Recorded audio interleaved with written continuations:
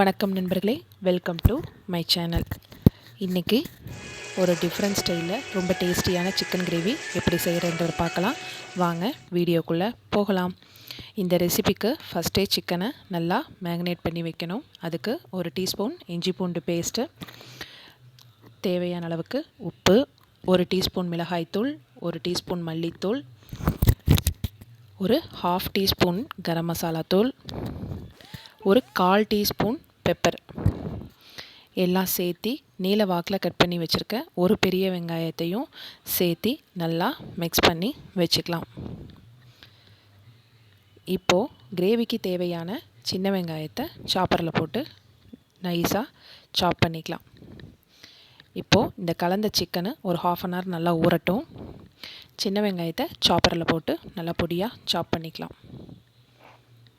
இப்போது கிரேவிக்கு தேவையான மசாலா குயிக்காக பார்க்கலாம். ஒரு 7 வரமிளகாய், ஒரு ஸ்பூன் சீரகம், ஒரு ஸ்பூன் சோம்பு, ஒரு ஸ்பூன் மிளகு, ஒரு 2 பட்டை, 2 ஏலக்காய், 4 கிராம்பு.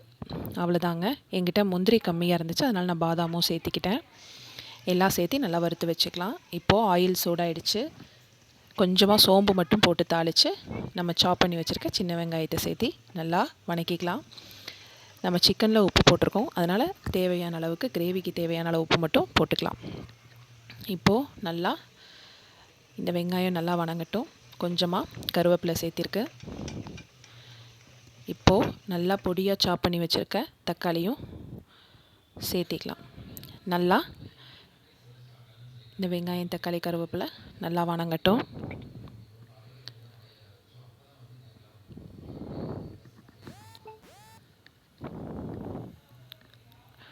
ஒரு ஸ்பூன் அளவுக்கு இஞ்சி பூண்டு பேஸ்ட்டு சேர்த்திருக்கேன்.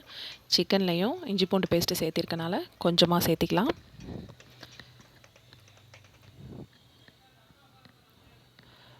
ஒரு ஸ்பூன் மட்டும் சிக்கன் மசாலா தூள் சேர்த்திருக்கேன்.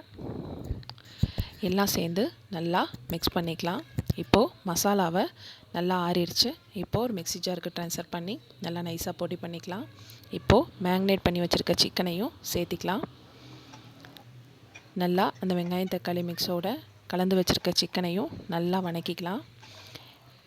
இதில் எக்ஸ்ட்ரா வாட்டர்னு ஊற்ற வேணாங்க. நம்ம இந்த மசாலாவில் கலந்து ஊற்றுற தண்ணியே போதும். சிக்கன்லேருந்தும் தண்ணி விடும். அதுவே சிக்கன் வேகிறதுக்கு போதுமானதாக இருக்கும். இப்போது ஒரு 5 நிமிஷம் மூடி வச்ச பின்னாடி நல்லா வணக்கி விட்டுட்டு நம்ம மசாலாவை சேர்த்திக்கலாம்.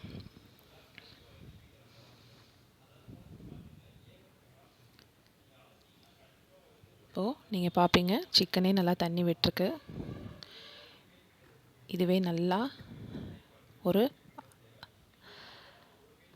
பாதி அளவுக்கு சிக்கன் நல்லா வெந்துருச்சுக்கு. இப்போது நம்ம அரைச்சி வச்சுருக்க மசாலாவை சேர்த்திக்கலாம்.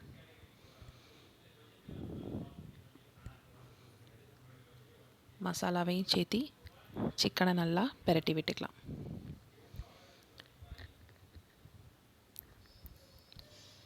இப்போது இந்த மசாலாவை மிக்ஸ் பண்ணி ஊற்றுற தண்ணி மட்டும் போதும். அதிகமாக தண்ணி ஊற்ற வேணாம்.